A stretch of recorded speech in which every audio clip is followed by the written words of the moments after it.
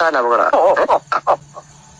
വെള്ളം ഒരു മുறை வந்து பார்த்தாயா നീ ഒരു മുறை வந்து பார்த்தாயா അല്ല ഇതിനപ്പുറം ചാടി കടന്നവനാണ് ഈ കെ ജോസ്.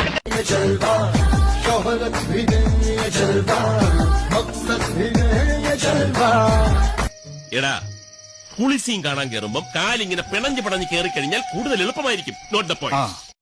ഈശ്വരോ ഇതെന്തൊരു പാട്.